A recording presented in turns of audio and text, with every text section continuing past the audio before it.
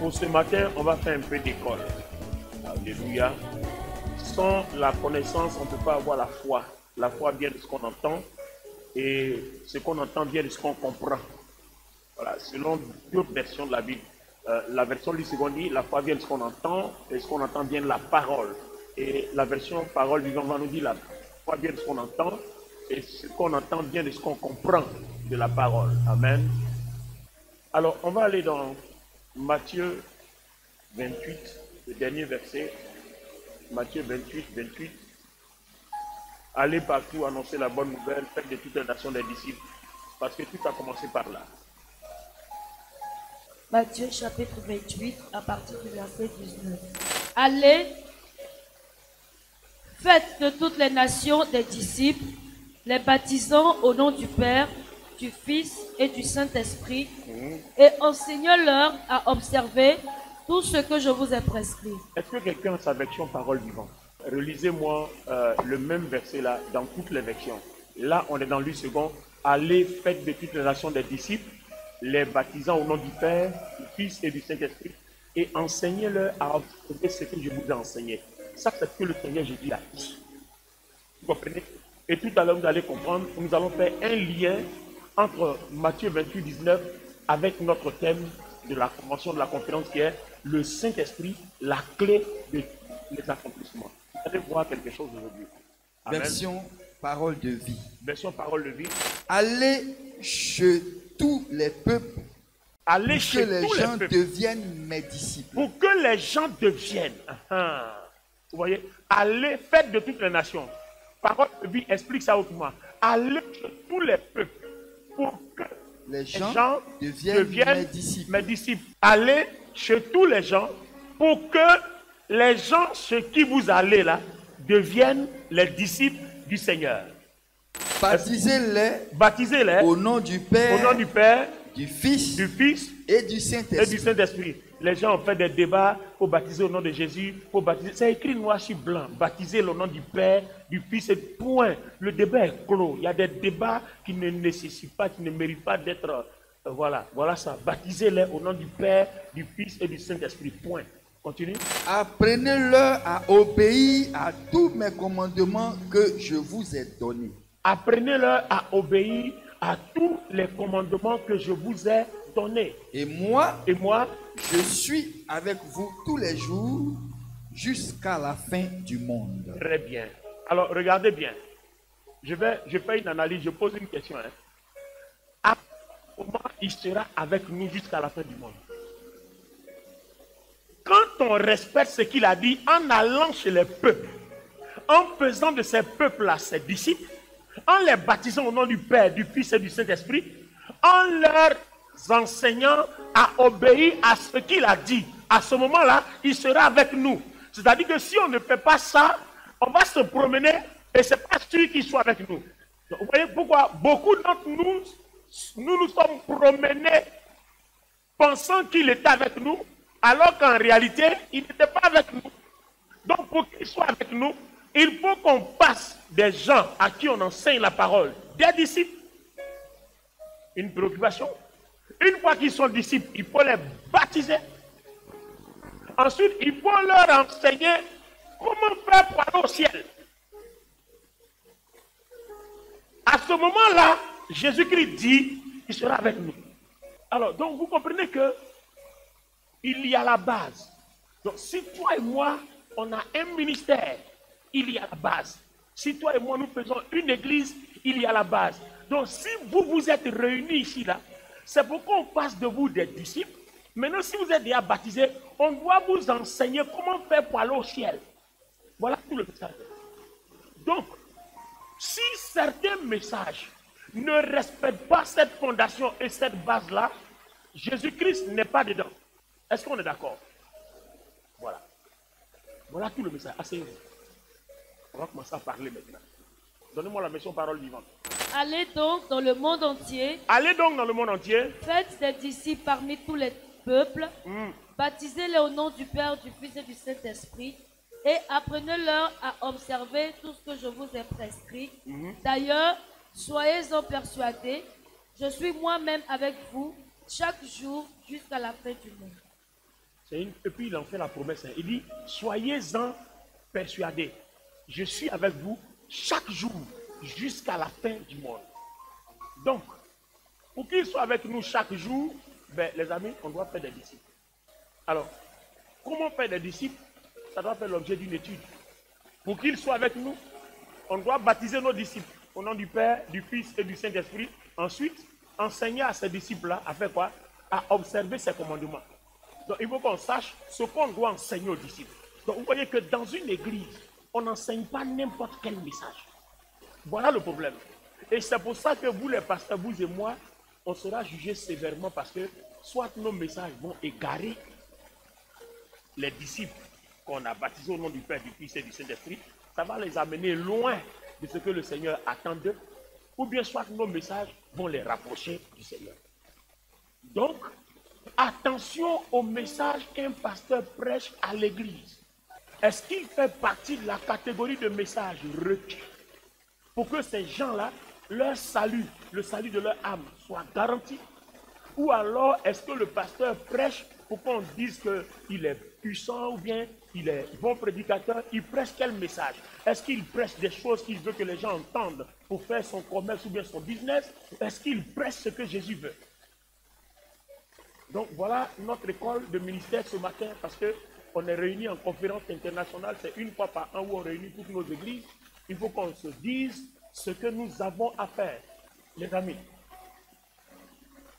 quel est donc le rapport entre ce que le Seigneur dit et nous et le Saint-Esprit? Il dit bien, je serai avec vous. Mais le Seigneur Jésus-Christ qui dit, il sera avec nous, il est monté au ciel. Qui a vu son visage encore depuis? Il n'est pas avec nous. Mais il dit, je m'en vais, mais le consolateur viendra après moi. Si lui, il est là, c'est comme si moi, je suis toujours avec vous. Donc, en fait, l'encadrement divin n'a pas changé, mais c'est les personnages, les personnalités, les entités qui ont changé. Le Saint-Esprit vient poursuivre l'œuvre que le Seigneur a faite. Mais n'oubliez pas, quand vous lisez Jean 14, Jean 15 et Jean 16, entraînez-vous à lire ça, vous voyez, précisément dans Jean 16 là-bas, il dit, quand le consolateur va venir, il ne va pas parler de lui-même. Il prendra ce qui est de moi et puis il vous l'annoncera. Quand le consolateur sera venu, l'esprit de vérité, il vous conduira dans toute la vérité. Il vous conduira dans toute la vérité de ce que je veux que vous enseignez aux gens. Il vous conduira dans toute la vérité de ce que je veux que vous fassiez à tous les disciples que vous aurez gagnés.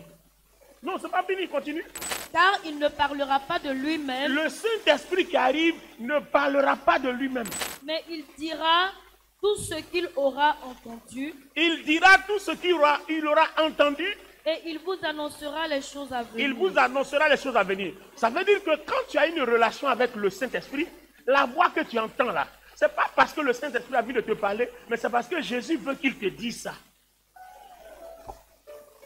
Non, est-ce que vous comprenez? Donc, le Saint-Esprit ne peut pas parler en dehors de ce que Jésus a dit. Il dit, allez, parcourez le monde, parcourez les nations. Donc, pour parcourir les nations, le Saint-Esprit va te dire, bon, toi, honorable Dassé, c'est vrai à toutes les nations, mais Jésus veut que tu ailles à Yamoussoukro. C'est là-bas, il veut que tu fasses ton église. Donc, quand le Saint-Esprit te réveille à la toi, il dit, va à Yamoussoukro. Ce n'est pas le Saint-Esprit, hein. Jésus, il est en train de te dire que Jésus lui a dit de te dire d'aller à Yamoussoukro. Parce que le verset dit, le Saint-Esprit prendra de ce qu'il aura entendu de moi, Jésus, il vous le dira. Et quand vous le faites, c'est comme si vous êtes en train de me servir, comme si j'étais avec vous.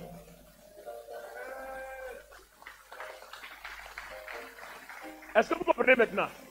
Donc le Saint-Esprit, d'où le thème, le Saint-Esprit, la clé de tous les accomplissements. Tu ne peux rien accomplir de Jésus sans le Saint-Esprit. Parce que celui qui va te dire ce que Jésus veut que tu entendes là, s'appelle le Saint-Esprit. Si tu l'as enlevé entre Jésus et toi, tu as coupé le pont. Il n'y a plus de circulation. Donc voilà déjà une première relation entre le Saint-Esprit et Jésus et nous. Donc, le Seigneur Jésus est parti, mais si vous étudiez la parole de Dieu en profondeur, c'est des démonstrations que je n'ai pas mis de tracer, vous allez vous rendre compte qu'en fait, le même Saint-Esprit-là, c'est Jésus-Christ lui-même, qui est revenu sous une autre forme. C'est le nom qui a changé, mais c'est le même Jésus lui-même. Et puis d'ailleurs, celui qu'on appelle Jésus, c'est qui? C'est le Saint-Esprit incarné dans un corps. Oui. Ah, quand Gabriel est venu se révéler à Marie, vous êtes témoin, non? Il est venu et dit, oh, salut à toi, femme. Toi à qui une grâce a été faite. Bon, le Saint-Esprit te couvrira de son ombre et tu tomberas enceinte. Donc, dans d'autres versions, le Saint-Esprit s'incarnera en toi et puis tu tomberas enceinte. Donc, en fait, le corps que vous voyez, qui a des cheveux, des yeux, une tête, c'est ce qu'on appelle Jésus. Mais à l'intérieur de ce corps, c'est le Saint-Esprit. Donc, Jésus, en sortant du tombeau, il a brisé le corps qui a été prêté par Marie, qui lui a été prêté par Marie, juste pour qu'il puisse porter nos péchés dans sa chair. Mais en allant, ce corps-là, il est resté au tombeau, hein, parce qu'il est ressuscité vivifiant. Il est ressuscité esprit.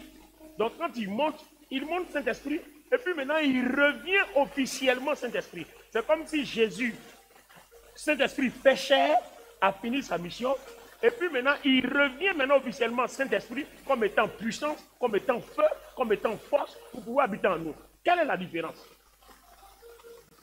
On aura bien. Vous voyez? Voilà, je prends un exemple. Hein. Voilà Jésus né de Marie. Il est plusieurs ou bien il est seul? Il est seul. D'accord? Et quand il meurt, il s'en va, c'est fini. Mais quand le Saint-Esprit vient, il est venu comment? Dans la chambre haute. Il est venu langue de feu. C'est-à-dire, langue de feu là, il peut se multiplier en milliards, et puis incarner chaque personne, et puis se multiplier en tout le monde en même temps.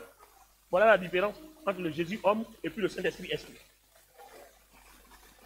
Vous comprenez?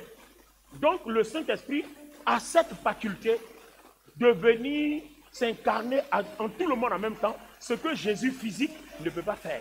C'est pour ça qu'il dit, si je ne m'en vais pas, le consolateur ne viendra pas. Pourquoi? Parce qu'en fait, le même consolateur là, c'est moi, mais je suis enfermé dans un corps.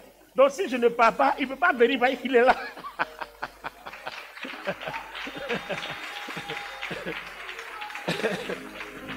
Vous comprenez maintenant? Si je ne pars pas, il ne peut pas venir, parce qu'en fait, c'est lui qui est là. Donc, il faut qu'il parte pour pouvoir se multiplier et puis revenir en chacun de vous. Donc, c'est pour ça que la Bible dit quoi? Cherchez-moi le verset. Le Seigneur Jésus habite dans nos cœurs par le Saint-Esprit. Dieu habite dans nos cœurs par le Saint-Esprit. Jésus habite dans nos cœurs par le Saint-Esprit. Donc, quand il parle de cette façon, il habite dans le cœur de chaque personne. Il habite dans le cœur de chaque personne. Maintenant, le problème, c'est que il y a une catégorie de personnes qu'on appelle les fidèles. Il y a une autre catégorie de personnes qu'on appelle les pasteurs. D'accord? Et dans un premier temps, que ce soit les fidèles, que ce soit les pasteurs, on a tous besoin du Saint-Esprit pour que le Saint-Esprit nous conduise dans ce que Jésus attend de nous. Amen. C'est en faisant ce que Jésus attend de nous que nous avons droit au ciel. Et c'est le Saint-Esprit qui nous aide. Donc que ce soit le pasteur, le fidèle, nous tous on a besoin du Saint-Esprit. Mais comment le Saint-Esprit va venir? Le Saint-Esprit, il ne parle jamais de lui-même, il parle de Jésus. Donc quand il vient, il regarde les conditions que Jésus a posées.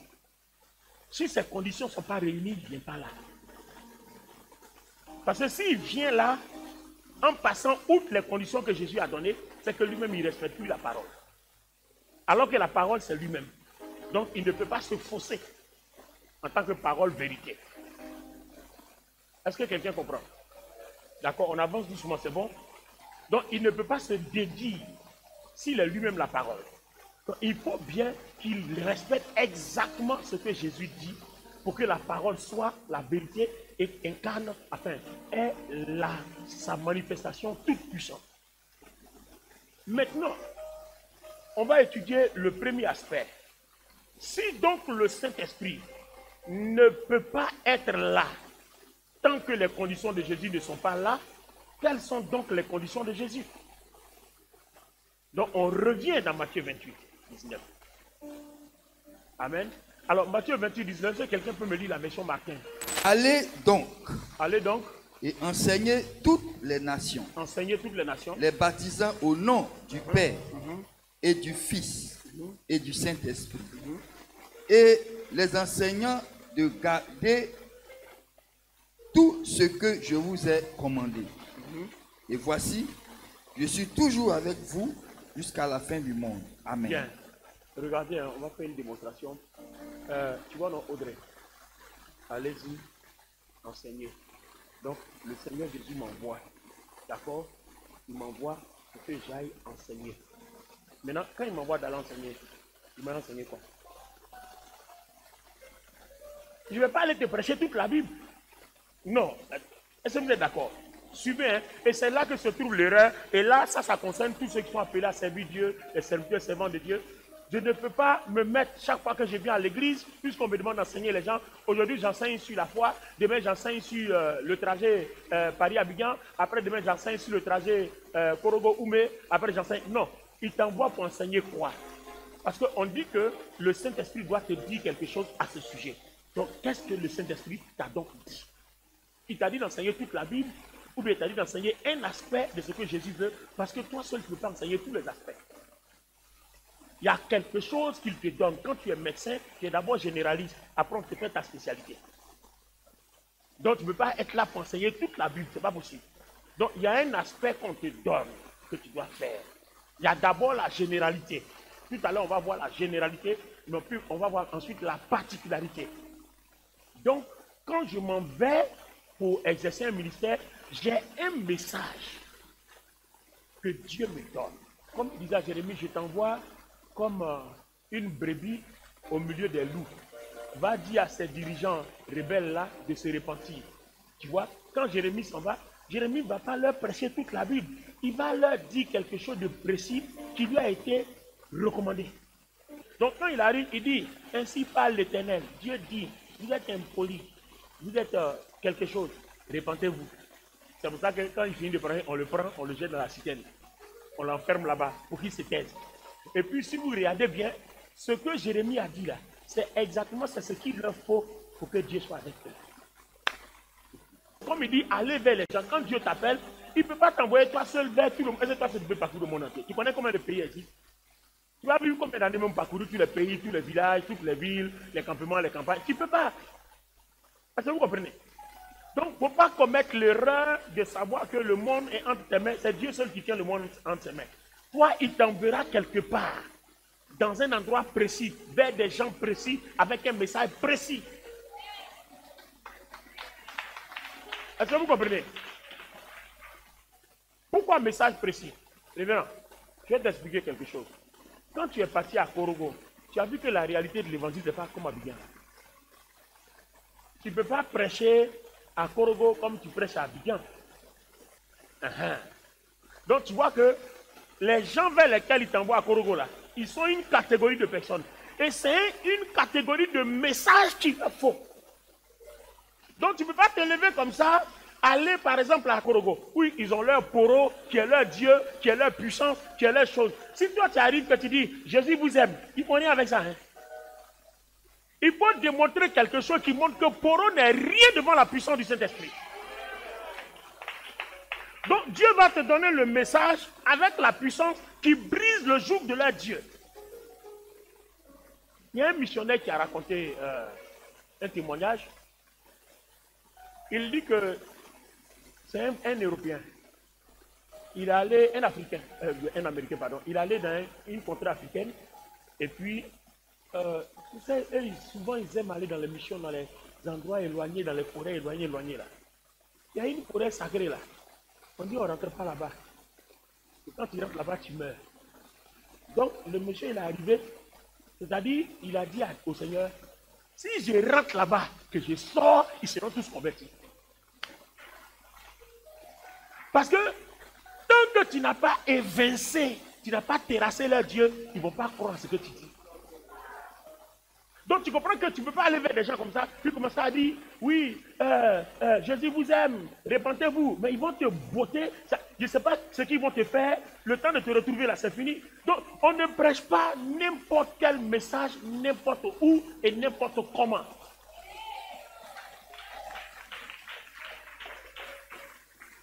Même vous qui, même à Biguin ici, vous qui allez prêcher dans les marchés là, la réalité du marché n'est pas la réalité du monsieur qui est assis dans son bureau au plateau que tu vas évangéliser. Les messages ne sont pas les mêmes.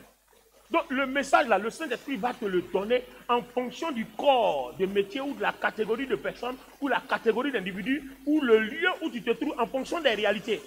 Attends, tu arrives, tu touches vers un occultiste qui lui quand il lève la main comme ça, fire! Et puis le feu apparaît. Et puis tu viens lui dire Jésus t'aime. Il dit, mais, voilà quelqu'un qui m'aime, qui m'a donné, quand il lève ma main là, voilà le feu. Lui là, il m'aime, ton Jésus il m'aime, il m'a donné quoi? Donc quand il lève la main comme ça, fire, il faudrait que tu sois sûr que quand Jésus t'a envoyé aussi là, quand il fait son fire là, quand on te dit, éteins-toi, et puis son feu s'éteint. Et puis il dit, hein? Donc il y a quelque chose qui peut éteindre pour moi. Et puis maintenant tu dis, assois-toi maintenant, il y a tes kouma.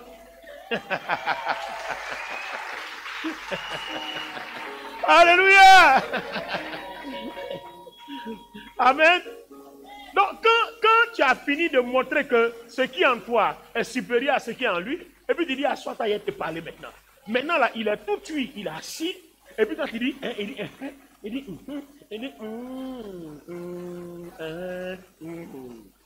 vous voyez? Mais tant que le message que tu apportes et la puissance qui accompagne n'a pas brisé ça, fais des choses, ce n'est pas ton problème. Parce que lui se croit tout puissant. Attends, revenons dans Actes des Apôtres, le chapitre 9. Dites-moi, Bishop Kano, qu'est-ce qui a converti Saul de Tarse? Qu'est-ce qu'il a converti? Vous pensez que les apôtres là n'ont pas dit à Saul de Tarse que Jésus l'aime? Il les a tués. Ceux qui peuvent tuer, il a tué. Il partait maintenant vers Damas pour aller régler le cas d'Ananias. Donc, il y a une catégorie de personnes, ce n'est pas un message, c'est démonstration. Power passe power. C'est-à-dire, il y a dans des endroits où tu arrives là, ton message, c'est la puissance de Dieu. Ton message, c'est la puissance de Dieu. C'est-à-dire, il n'y a pas autre chose. Là-bas, là, on ne parle pas. C'est-à-dire, quand tu arrives ton message là, le royaume de Dieu ne consiste pas en parole, mais en puissance. Vous dites que vous avez un Dieu, non? Votre forêt là, vous dites qu'on ne rentre pas là-bas. Moi, je vais rentrer, je vais sortir pour vous montrer que le royaume de Dieu ne consiste pas en parole, mais en puissance. Donc, vous voyez, voilà ton message. Le monsieur il est rentré dans la forêt là, non? Quand il est sorti, le lendemain, on sait pas, il s'est moussé, il a piqué là-bas. Il a commencé à avoir une chienne. Alors que ce n'était pas lui. Il a commencé à avoir une chienne. Il dit, il grelotte comme ça. Et puis tout le monde, les villageois là, oh, notre Dieu est en train de le tuer. Il faut qu'on fasse une cérémonie. Notre Dieu est en train de le tuer. Donc, il doit pouvoir faire cérémonie pour demander pardon à leur Dieu là. Il est en train de le tuer. Et puis, il a dit non. Lui, il a dit non. Ce n'est pas votre Dieu qui est en train de me tuer. Je le pas lui. Est-ce qu'il connaît ça là? On dit non, il faut qu'on fasse cérémonie. Il dit bon, laissez-moi. Je serai guéri. Vous allez voir que votre Dieu là n'est pas fort. Vous-même, vous allez rentrer, vous allez sortir. Au bout d'une semaine, la fièvre est partie. Il a été guéri. Ils l'ont soulevé comme ça. On dit désormais, c'est leur nouveau Dieu. Alléluia! On dit, c'est leur nouveau Dieu. Donc, toute la population là, bon, au départ, le premier, qui va rentrer? Donc, il attrape la main de lui là. On dit, bon, toi, tu es rentré, tu es sorti, on va avec toi, et puis on ressort. Nous, on rentre seuls maintenant. Ils sont partis à lui, ils sont ressortis. Ils sont rentrés seuls, ils sont ressortis. C'est depuis ce jour-là qu'ils ont été délivrés. Ils ont commencé à utiliser, eux-mêmes leurs propres forêts, ils étaient esclaves. C'est-à-dire, le diable les a traumatisés, ils ne pouvaient pas utiliser leur terre. Parce que ceux qui rentrent là-bas meurent. D'accord? Maintenant, il y a quelque chose qu'il faut comprendre. Est-ce que, si le Saint-Esprit doit nous parler de Jésus, n'oublions pas, il a dit, allez. Donc, en allant, qui t'a envoyé, où on t'a envoyé? Maintenant, si on t'a envoyé, qui t'a envoyé? Voilà le problème. Parce que si c'est Jésus qui t'a envoyé, il va te donner la provision, le pouvoir qui accompagne le message et qui confirme le message qu'il souhaiterait que tu prêches. Parce que lui, Jésus, il connaît à quel peuple tu as affaire. Il sait à quoi... Attends, les amis, toi, on t'envoie chez les cannibales. Et ils mangent l'homme. Et ils ne s'amusent pas, ils mangent. Voilà. Hein? Ils mangent banane, ils mangent carreau, ils mangent tout ça là, mais ils mangent aussi l'homme. Voilà. Et puis, le Seigneur Jésus, il sait que ceux-là, et ils ne jouent pas avec leur nourriture. Voilà. Et puis, il dit, va leur prêcher l'évangile. Vous pensez que le Seigneur Jésus va leur dire, répandez-vous et convertissez-vous, afin que des temps de rafraîchissement vous viennent de la part du Seigneur. Mais attends, il y a longtemps tu es dans la marmite pour le repas de midi. Il y a longtemps, c'est un beau chou qu'il y a du soir, entre 16h et 18h. Il paraît que ce qu'il y a de 16h et 18h, il paraît que c'est bien mou. Hein? Bon, je ne sais pas, hein? Peut-être qu'il raconte n'importe quoi. Amen, amen, amen ou amen pas. Alors, Jean 15, 16.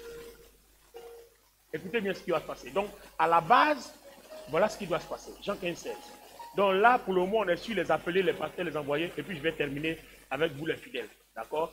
Et parce que ce qui concerne les fidèles, ça concerne tout le monde.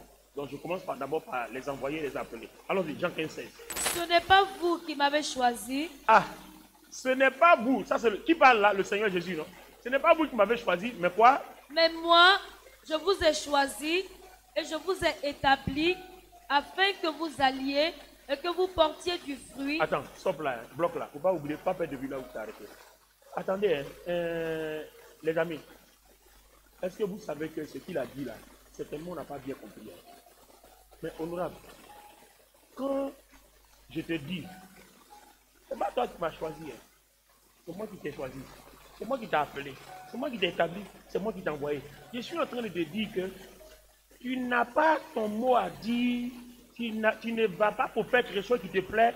Non, hein, ça ne se négocie pas. Oh. Attends, quand tu t'en vas là, c'est ce qu'il a dit là, que tu t'en vas faire. Hein.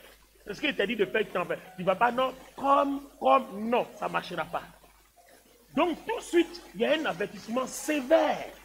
Quand il dit, tu ne m'as pas choisi, moi je t'ai choisi. Pour dire que ce que tu as à faire là, ce n'est pas discutable. Tu ne vas pas voir ce qui t'arrange, ce qui ne t'arrange pas. Tu vas faire exactement ce que je veux. Pourquoi Saül a été évincé? Dieu qui ne se répand pas de ses dons ni de son appel. Pourquoi Saül a été chassé, enfin a été détrôné roi? Il y a eu deux événements. D'accord? Le premier événement, c'était un sacrifice dont la charge revenait au prophète Samuel. Samuel tardait, il ne vient pas. Et comme il tardait, il ne vient pas, Saül s'est octroyé le droit d'offrir le sacrifice, ce qui revient à un sacrificateur, parce que Samuel, prophète et sacrificateur, ce qui revient à un sacrificateur. Donc lui, il allait faire le sacrifice. À peine il eut fini le sacrifice que Samuel arriva.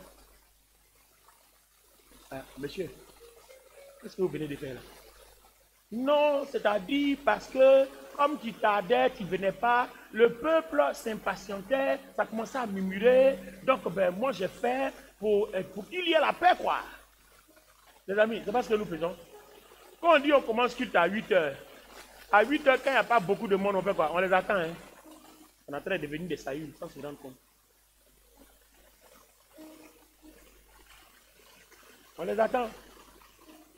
Et souvent, il y a une catégorie de messages que nos chrétiens n'aiment pas, ils n'applaudissent pas tous ces messages-là.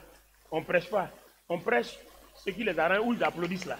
On devient des Saül. Parce qu'on est en train de faire comme si on s'est envoyé nous-mêmes, comme si on s'est choisi nous-mêmes, comme si on s'est établi nous-mêmes. Vous comprenez pourquoi les pasteurs seront jugés plus sévèrement, non?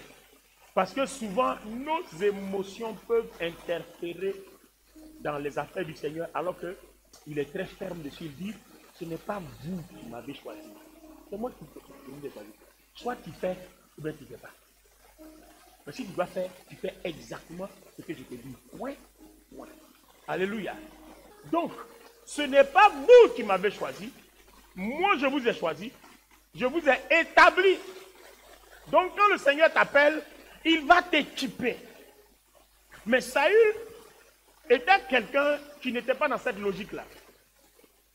La deuxième fois qu'il va faire le coup de marteau et puis Dieu va le déposer, c'était dans la guerre contre Amalek. J'espère que je ne me trompe pas. Dieu a dit, dévouez tout pour interdit. Ça dit quand vous arrivez là, comme Amalek, quand je vous ai fait sortir de l'Égypte pour aller en Canaan, ils vous ont fait par là. Ça dit, ils se sont opposés à moi, ma volonté. Donc le temps est arrivé pour que moi, Dieu, je règle mes comptes. Donc quand vous faites la guerre là, détruisez tout. Il ne doit plus exister. Rayez-les de la terre. Donc Saül est arrivé. Dieu leur a donné le dessus sur Amalek. Maintenant, qu'est-ce qu'ils vont faire? Ils ont tué tout jusqu'à ils sont arrivés sur des moutons. les moutons là, étaient jolis, jolis comme ça. Donc on dit, mais ça là, au lieu de tuer ça là, on va aller offrir un sacrifice à l'Éternel. Les jolis moutons comme ça, il n'y en a pas chez nous. Dieu aime les bonnes choses. Bon, Dieu aime les bonnes choses, mais bonnes choses, ça là. Est-ce qu'il t'a dit de venir et ça intérêt? C'est clair ou c'est pas clair? Dieu aime les bonnes choses, mais bonnes choses, ça là. Est-ce qu'on t'a dit de prendre? C'est comme une fois je disais à quelqu'un, c'est vrai, on dit de se marier. Mais quand on t'a dit d'aller te marier à n'importe quel homme ou bien à n'importe quelle femme. Et c'est ce que Dieu a dit. On a dit de te marier, ça veut dire qu'il y a un choix qui est pour toi. Ce n'est pas pour tout le monde. Et puis tu ne vas pas choisir, parce qu'il y a un choix qui est pour toi là. Il est beau, elle est belle, c'est ça là, c'est le choix, c'est ça là je veux. D'accord, d'accord. Et c'est parce que c'est beau que c'est pour toi. Ou bien c'est parce qu'elle est belle que c'est pour toi. Tu as raison. Tu as vraiment raison. Ton intervention là me plaît tellement. Ça veut dire que tu comprends mon message. Alléluia. Est-ce que c'est parce qu'il a l'argent que c'est pour toi? Ou bien c'est parce qu'il est bien positionné que c'est pour toi?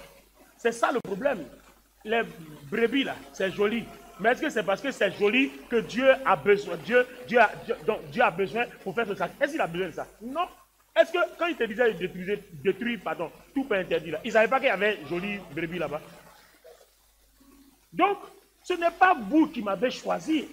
Ce n'est pas vous qui m'avez appelé. Ce n'est pas vous qui m'avez établi. Moi, je vous ai choisi pour quelque chose. Allez. Moi, je vous ai appelé pour quelque chose. Allez. Moi, je vous ai appelé. Allez faire quoi? Allez faire des disciples. Enseignez-les à observer ce que je vous ai dit. En ce moment-là, il sera avec vous. Mais quand Saül a fait autre chose là, Dieu n'a pas été avec lui. Hein. Quand les gens sont rentrés en Israël, sur le territoire avec les moutons là, Dieu vient. Ça vient. Lève-toi. Ton gars là, il a zaillé encore. Hein. Vous voyez, pédagogiquement, quand il fait comme ça vous détend un peu, non? Hein? Et ton gars là, il a zaillé encore. Hein. Va lui dire, et cette partie là, c'est fini pour lui. Donc, il a dit, Samuel, maintenant il s'en va. Saül, ça va? Saül dit, oui, tout va bien. Saül, tout va bien, t'es sûr? Mais quels sont ces bêlements des moutons, les machins que j'entends là-bas là? Est-ce que tu as ramené quelque chose d'Amalek à ici? Dieu n'a pas dit de ne rien ramener ici, de tout détruire. Il dit non, c'est-à-dire que, parce que, vous voyez, souvent on se justifie. Dieu n'est pas dans ce genre de choses. Quand tu veux marcher avec Jésus, il faut arrêter de prendre des exemples humains, émotionnels pour te justifier. Hein. Le Seigneur n'est pas dans ce genre de compromis-là. Hein. Non, hein. Si tu veux marcher avec Dieu et avoir du succès, si tu veux marcher avec le Saint-Esprit, avoir du succès, le Saint-Esprit ne se mouille pas dans ses compromis. Il est saint. Il est la vérité crue et pure. Il ne se mouille pas.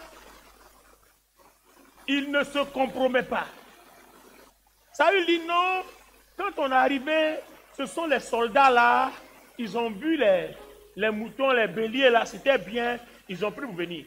Mais toi qui as reçu l'ordre là, quand les soldats qui n'ont pas entendu ce que tu as entendu, ils viennent avec là. Pourquoi toi tu ne peux pas leur dire que c'est pas bon?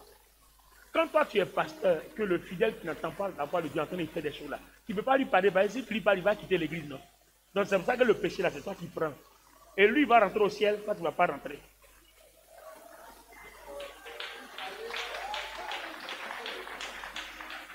Donc vous comprenez que il y a souvent des fidèles que nous allons perdre et puis Dieu sera content. Il y a des fidèles que nous allons perdre et puis Dieu sera content. Pourquoi? Parce qu'on va te dire que c'est parce que Dieu nous a dit. Ici, on ne fait pas ça. Maintenant, quand il va dire il s'en va là, on va quand même, comme on a envie que tu sois sauvé, on va quand même t'appeler, essayer de t'exhorter. Si on t'exhorte que ça ne va pas, ah, mon ami, tu as envie de désobéir à Dieu, pour aller faire ça quoi seul? Voilà, si pour ça tu veux quitter l'église, ben écoute, vas-y. Et vous voyez, si c'est parce que vous faites bien votre travail qu'une seule âme quitte l'église, vous allez voir, Dieu va remplacer la seule âme là par 10. Est-ce que vous comprenez? Voilà. Si c'est parce que tu fais ton travail correctement et que l'âme là veut partir, elle n'a qu'à partir, Dieu va remplacer la seule âme là par 10. Amen. Parce que le Seigneur a dit quoi? Il dit, si vous faites des nations des disciples, si vous leur enseignez à observer ce que je vous enseignais, il dit quoi? Je serai avec vous. Donc soit on te conserve et puis n'est plus avec nous à cause de toi, à cause de toi seul. À cause de toi seul. Même si vous êtes 10, ou mais à cause de votre famille là. Parce qu'il y a des familles, quand ils quittent l'église se vide. Oh, les amis, on est tous des pasteurs, on a qu'à se dire la vérité. Et puis généralement, ces familles-là, leurs dîmes, leurs offrandes, ça parle pour l'église. Hein? Donc, quand tu sais que cette famille-là s'en va, et puis, connaissez la suite. Donc, le pasteur commence à faire des calculs mathématiques. Bon, ça là même là, au moins, on est tous des êtres humains, non? On peut tolérer ça là, ça peut leur permettre de rester, non? Vous voyez, non? Ça là, on peut tolérer un peu ça, ça peut leur permettre de rester, c'est pas grave. Et puis le pasteur, il rentre dans les calculs mathématiques de sciences de la nature, physique, chimie, technologie, et puis finalement, il termine par l'intelligence artificielle. Donc, vous voyez la tâche combien difficile d'un pasteur. Mais, enfin, cependant, il y a quelque chose à laquelle le pasteur doit penser, et c'est mon secret ça. Avant, tout ce que je suis en train de vous enseigner là, bon, pour me repentir, il y avait ça aussi. Hein. Non, je vous dis la vérité, hein. Les mêmes calculs dont je parle là, vous pensez que je suis en train de vous enseigner, je suis en train de te dire ce qu'il y a depuis dans mon poste.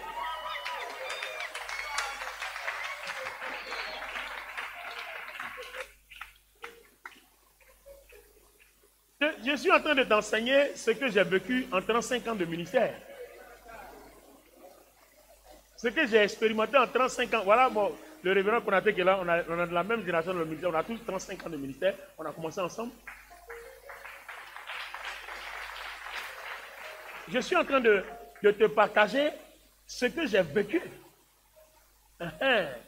Comment le Seigneur m'a abandonné par un moment où je croyais qu'il était avec moi. Comment je faisais les choses. C'est tout ça que je suis en train de partager avec toi. Hein? Parce que ce que je suis en train de t'enseigner là, si tu es un nouveau pasteur, tu lis ça là, tu ne peux pas comprendre tel qu'il comprend là. C'est parce que où je suis quitté là, c'est ça qui fait qu'il comprend ça comme ça. Non, est-ce que tu comprends? Où je suis quitté là, non, c'est ça qui fait qu'il comprend ça comme ça. Donc si je n'étais jamais quitté là-bas, j'allais aussi t'enseigner ça comme tout le monde presse là. Allez partout, va, Dieu est toi, va, Dieu est toi. Il n'est pas toi partout. Hein. Bon, reprends tout le verset. Au début, ce n'est pas vous qui m'avez choisi. Et puis continue, on va voir. Suivez bien, hein. Il y a quelque chose ici qui va faire un déclic. Ça va faire clic dans ton cœur ou dans ton esprit, dans ta pensée. C'est qu'est-ce que ça va faire quelque chose. Allons-y. Ce n'est pas vous qui m'avez choisi, mais moi, je vous ai choisi et je vous ai établi afin que vous alliez et que vous portiez du fruit. Attends. Quand il nous a choisis là, pour aller là, l'objectif c'est quoi? Porter. Attends, non, vous avez entendu. L'objectif c'est quoi? Porter du fruit. Donc, comment je porte du fruit? En faisant ce que Jésus veut. C'est-à-dire en faisant ce que le Saint-Esprit me dit de la part de Jésus. Que ça arrange ou que ça n'arrange pas, c'est en restant dans cette dynamique-là que je porte du fruit. Si je ne reste pas dans cette ligne droite, dans cette logique, je ne porte pas de fruit, à ce moment précis, le Seigneur ne sera pas avec moi. Donc, pour porter du fruit, il faut bien qu'il demeure avec toi. Or, pour qu'il demeure avec toi, il faut que tu fasses tel qu'il a dit. C'est pour ça qu'une fois je parlais, puis j'ai dit aux gens, quand vous voyez des pasteurs qui ont des méga churches, des grandes églises, vérifiez bien, si tout ce qu'on enseigne là, si tout n'est pas vérifié dedans, c'est que ce n'est pas le Saint-Esprit qui fait ce travail. Parce que nous, qui avons les mains nues et puis on compte que sur cet esprit-là. Vous avez vu le parcours, non? Voilà. Quand tu apprends, tout ça là, tu dois apprendre avant d'arriver à ce niveau. Donc, si quelqu'un vraiment a suivi l'étape tout droit, si on rentre dans ton église, ce que je suis en train d'enseigner là, on doit être capable de voir ça. Mais quand tu rentres, tu ne vois pas ça. Hein? Tu vois n'importe quoi. Et puis l'église est bouée comme ça. Et puis il y a miracle, il y a ceci. Il dit, Bon, je n'ai rien dit. Donc, que vous alliez, que vous portez du fruit. Ça veut dire que le souci de celui qui est appelé à servir Dieu, le souci de l'homme de Dieu, son souci majeur, il faut qu'il voie ses fruits.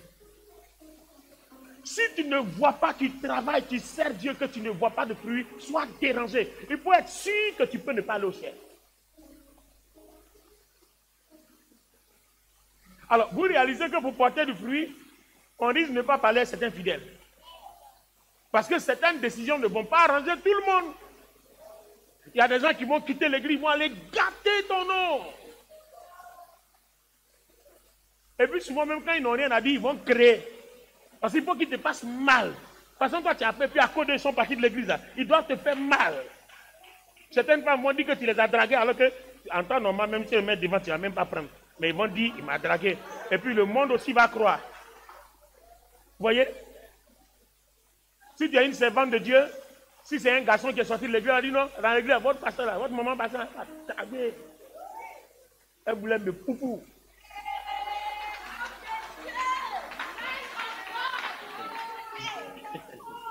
Alléluia. Vous voyez? Donc, c'est comme ça que ça se passe. Ça veut dire que celui-même qui doit aller servir Dieu doit avoir une autre éducation. Et ça, là, je mets ça au front, on va revenir dessus. Vous voyez, ça fait partie de la fondation. Ça fait partie de la fondation.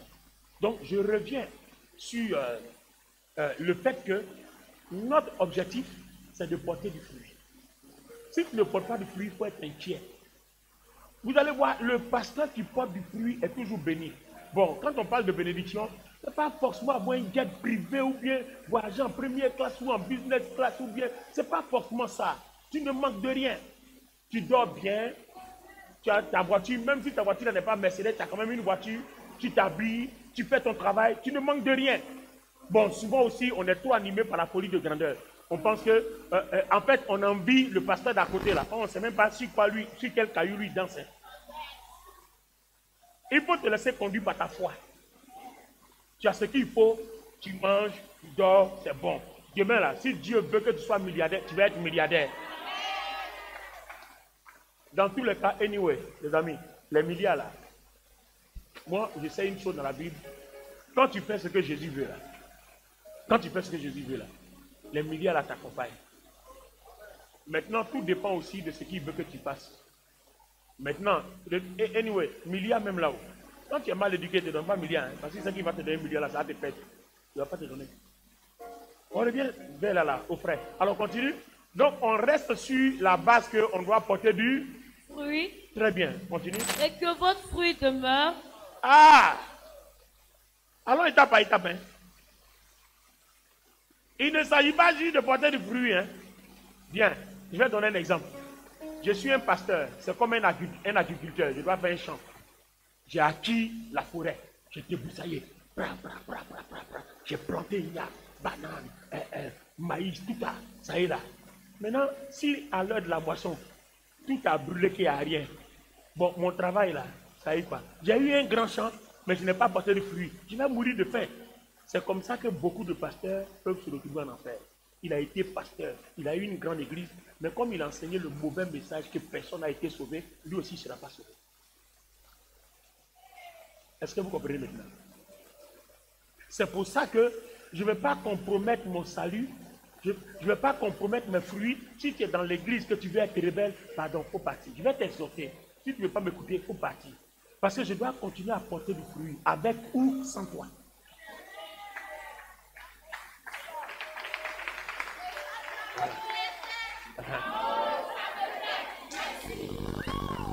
Amen bien. Acclamons le Seigneur pour Tanda. Waouh. Ah, c'est fort à Tanda. Hein, Pasteur Joël? C'est fort à Tanda. Waouh. Alors, donc vous voyez, il faut que le fruit là demeure. Je prends un exemple. Vous voyez, donc, voilà notre église. Aujourd'hui, on est en convention. On a l'église à Tanda, on en a à Paris, on a à Korogo, à Abidjan, on a partout. Et puis à la fin, on ne sait pas ce qui s'est passé. À la fin du monde, là où la trompette doit sonner, la communauté sous de vie n'existe plus. Non, je ne prophétise pas. Je suis en train de donner un exemple pratique du message. Parce que pour une raison ou une autre, on est devenus tous des des décalés coupés, des barman, des machins. On est tombé dans le monde, on a changé de direction, et puis tout le monde. Ou bien on est dans l'église, mais ce n'est plus le vrai message. En tout cas, l'église est devenue mondaine, quoi. On accepte tout, on tolère tout. Voilà. Les woubi, les machins, tout ça là, on est dedans. Voilà. Donc vous voyez que ça va faire que, comme ce que nous faisons pour attirer les gens, ça leur plaît, les gens vont venir beaucoup, mais les gens ne sont pas convertis. Donc en fait, on a un grand champ, mais qui ne produit pas de fruits. Donc quand c'est comme ça, le ciel ne vous reconnaît pas. Voilà le problème. Parce que quand le ciel veut nous peser, on n'a aucun fruit. Donc, ce n'est pas parce qu'une église est grande qu'elle est agréable au Seigneur Jésus. Elle est grande quand elle a du fruit. Donc, un pasteur qui a une église de 10 membres, où les 10 membres sont sauvés, a plus de dignité devant Dieu qu'un pasteur qui a une église de 5000 membres, où il y a peut-être 1000 seulement qui sont sauvés, et les 4000. Donc, vous comprenez que le grand pasteur, ce n'est pas lui qui a une grande église, qui a de grands bâtiments ou qui prie dans un stade. Le grand pasteur, Dieu le mesure à la hauteur des fruits qu'il porte.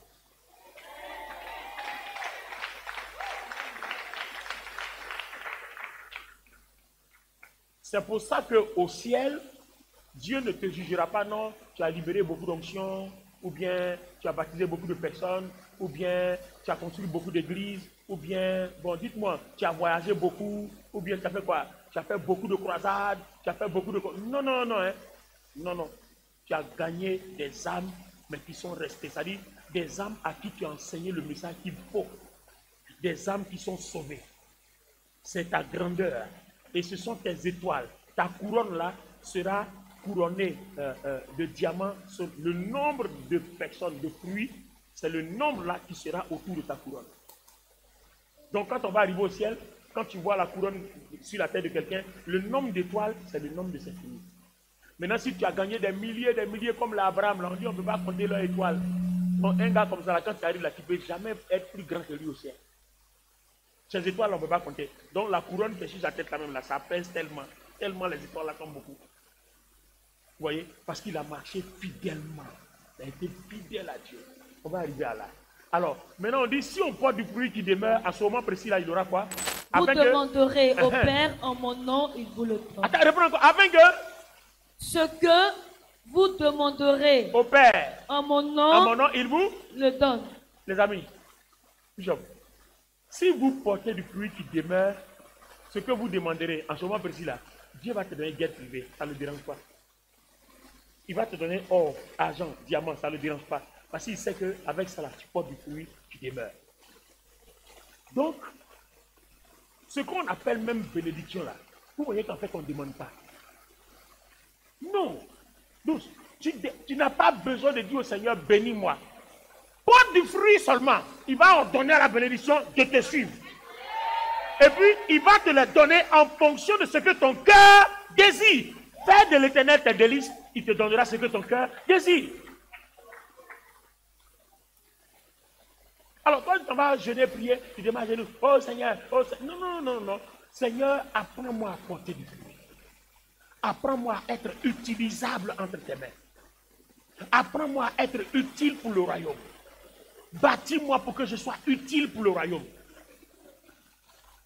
Ne demande même pas l'argent. Attends, quand tu viens prier là, il dit quoi? Il dit avant même que tu viennes fléchir genoux, il sait de quoi tu as besoin. Donc s'il sait de quoi tu as besoin là, pourquoi moi j'ai demandé à quelqu'un qui a déjà préparé ce qu'il me faut? Il faut que je fasse ce qui va faire que ça déclenche en lui l'envie de me donner ce qu'il a préparé pour moi.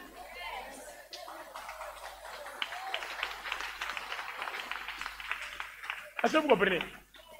Si vous voyez qu'on vient à l'église et puis on vient à l'heure, on se bat, on est dans un département, on arrange les choses. En fait, l'objectif c'est quoi?